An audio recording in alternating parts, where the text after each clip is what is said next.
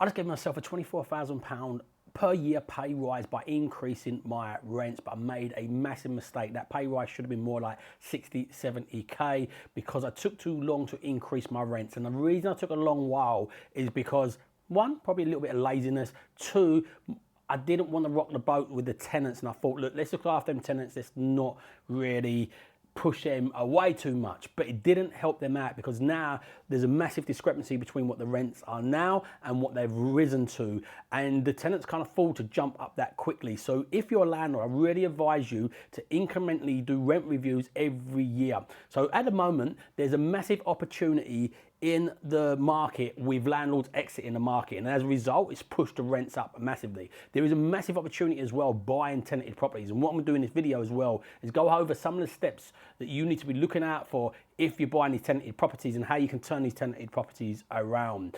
But ultimately the massive mistake that I made, and what you shouldn't be doing, the first thing is not rent reviewing. It doesn't help the tenants out because they get used to it going up bit by bit as it goes along, where if you try jumping up too much too quickly, it's just unachievable. And I have to increase the rents now because the rates are going up, because the repairs are going up, inflation.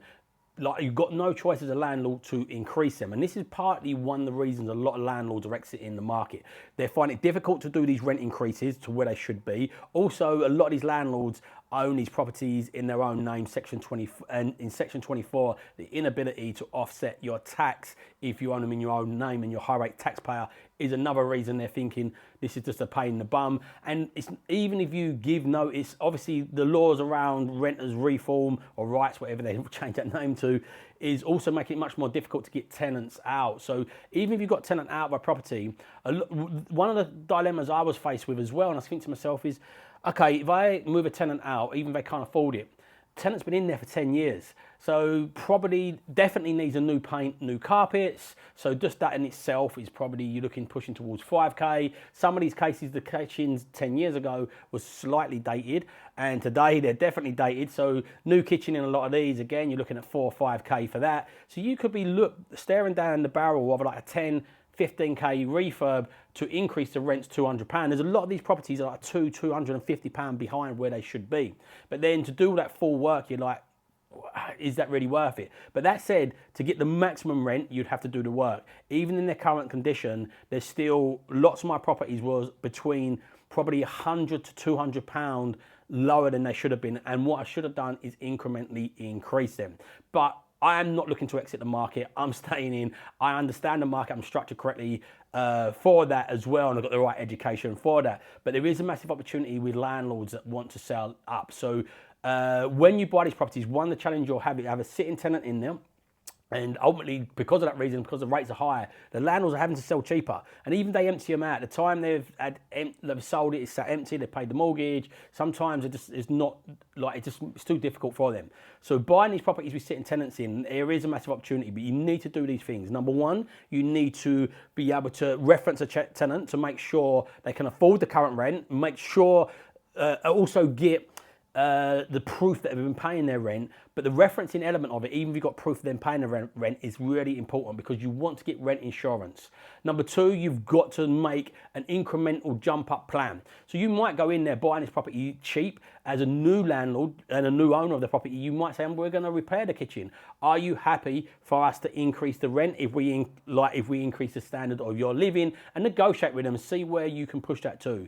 If you find out off the referencing and after speaking to them, it's unrealistic that they can afford it or will they actually do it, then the second plan is to incrementally increase the rents. And the reason I want to reference at the start is because if I increase the rents and they stop paying, you've got rent insurance that's going to cover you to ride that out. But ultimately, the second thing you've got to be aware of when you buy these properties is you've got to look at what the tenancy agreement is in place. If they've just signed a new year tenancy agreement, so at the moment, somebody in my academy, part of my academy is deal sourcing, and part of the academy is matching investors to new deal sources. So I've got a guy in the program, he's found 90 deals in London, they're all tenanted.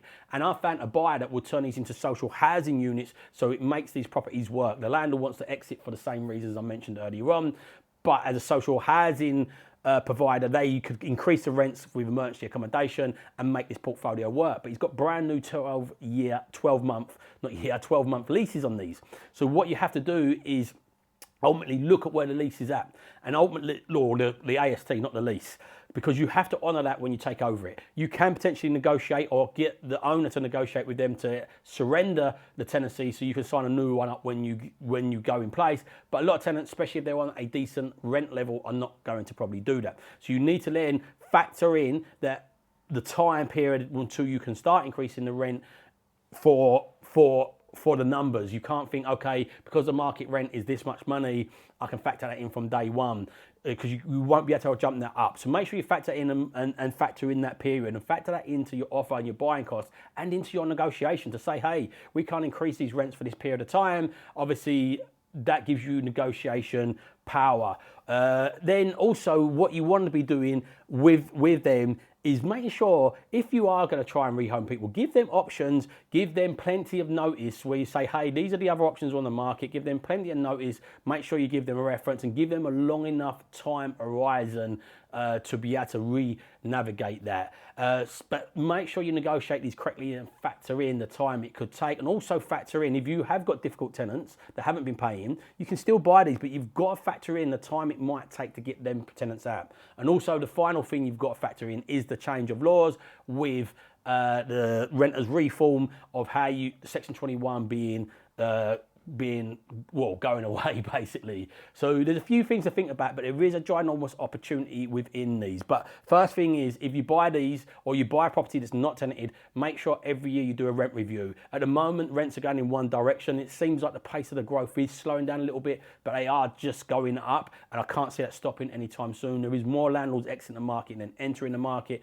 So there is a massive opportunity with this. The rents are aligning now with what mortgage increases, so this does work even with the higher rates, and the rates do look like they're just coming down anyway.